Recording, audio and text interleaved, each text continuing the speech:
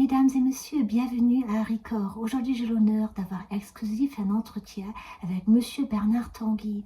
Il est chanteur, compositeur et multi-artiste. Monsieur Tanguy, bienvenue à Record.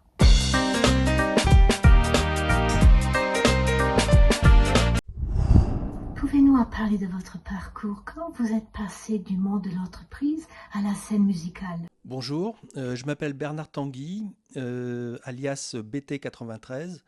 Je suis compositeur et musicien. Alors, quel est mon parcours? J'ai une formation d'ingénieur et j'ai travaillé dans les télécommunications pendant quelques années. J'ai créé ma société qui s'appelait Citycom, qui était une société de conseil en télécom en 1993 et que j'ai revendue 9 ans plus tard, en 2002, ce qui m'a permis de revenir à mes premières amours qui étaient la musique, parce que quand j'étais ado, je voulais être musicien et je m'étais mis à travailler parce qu'il fallait bien que je gagne ma vie par ailleurs. Et quand je l'ai revendu, j'ai d'abord fait du cinéma pendant une dizaine d'années. Et ensuite, je suis revenu à la musique vraiment de manière sérieuse à partir de 2018 avec un duo qui s'appelle avec une chanteuse qui s'appelle Sophie Verbeek et aussi seul, donc sous le nom BT93.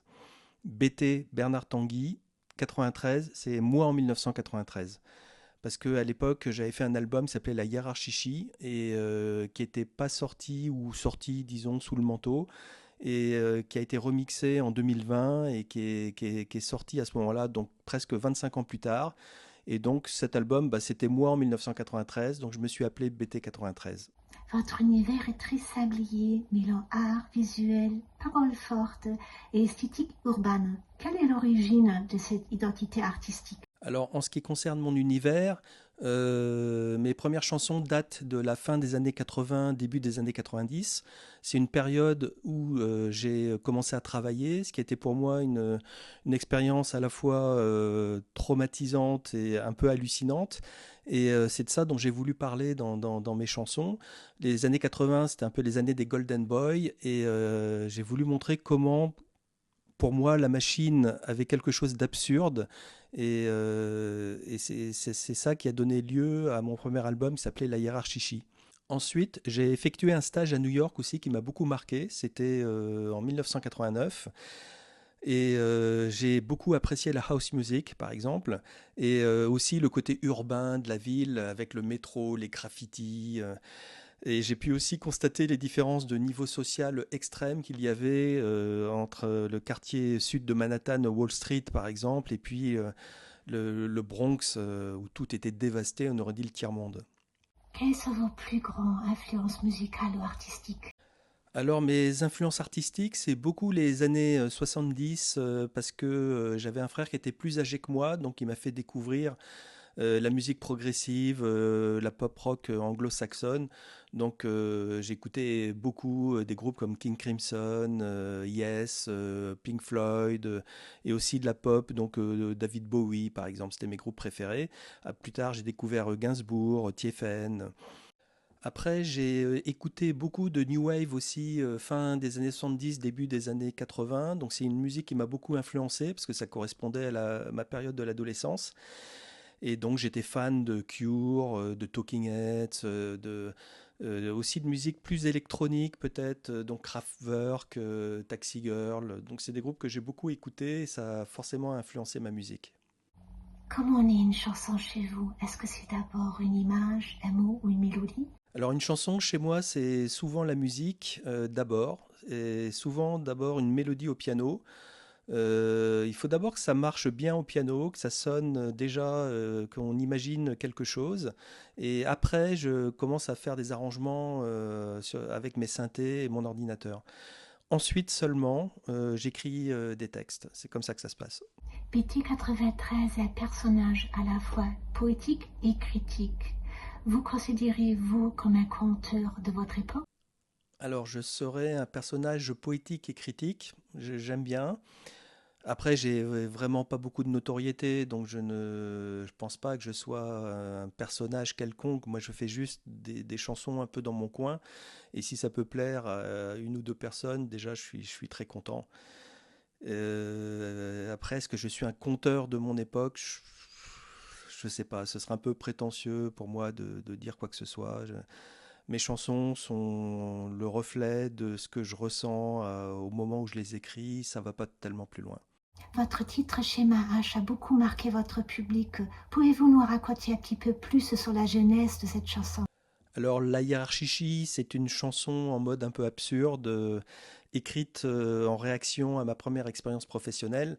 Je me suis mis dans la peau d'un jeune qui appelle à la rébellion, à la manifestation, et qui considère que lui-même serait bien meilleur pour diriger la société, plutôt que ses patrons actuels qui s'en mettent plein les poches et qui s'en fichent complètement du bon fonctionnement de la société. C'était ça un peu l'idée. Après, il y a Stupéflip, quelques années plus tard, qui a écrit le à bas la hiérarchie. Mais moi, j'avais fait la hiérarchie avant. Et votre nouvel clip, pouvez-vous nous en parler plus? Quelle émotion souhaitez-vous faire passer? Mon dernier clip s'intitule Apparemment c'est normal. Donc, il a été tourné cet été au lac de Caume. Et c'est une chanson un peu nostalgique sur le temps qui passe et sur l'absurdité un petit peu aussi, encore une fois, des différentes phases de la vie. Quand on est jeune, on travaille beaucoup en prépa, par exemple, je cite Louis Legrand, où moi personnellement j'ai eu un camarade de classe qui s'est suicidé. Ensuite on travaille pour gagner beaucoup d'argent, mais on est fatigué le week-end, le soir, donc on profite pas de l'argent qu'on gagne. Et à la fin on termine seul de toute façon en maison de retraite. Donc il y a une espèce de trajectoire pas très enthousiasmante. C'est une chanson un peu dépressive, un peu mélancolique. Quel conseil aimeriez-vous donner aux jeunes artistes qui aimeraient bien rester authentiques dans un monde dominé par les tendances rapides? Alors quel conseil je pourrais donner à des nouveaux artistes? Bon, bah déjà, je pense que ce serait préférable qu'ils prévoient un autre métier en parallèle hein, pour assurer les arrières, parce que c'est quand même devenu très difficile aujourd'hui de vivre de sa musique. Et puis sinon, il faut être, je pense, le plus sincère possible, faire des choses que nous, on aime, avant de penser au goût du public ou au marché ou à ce que les gens attendent de vous. Il faut être le plus sincère possible, sans trop se poser de questions sur le fait que ça va marcher ou pas. Quels sont vos prochains projets? Est-ce qu'on peut s'attendre à un nouvel album ou une collaboration internationale? Donc pour mes prochains projets, là je suis en train de composer des nouvelles chansons, donc j'ai l'intention de faire un nouvel album qui serait mon troisième album solo. Ensuite, j'aimerais continuer l'aventure Hum Hum. J'espère qu'on va refaire aussi un autre album après. Après, est-ce que j'envisage des collaborations internationales?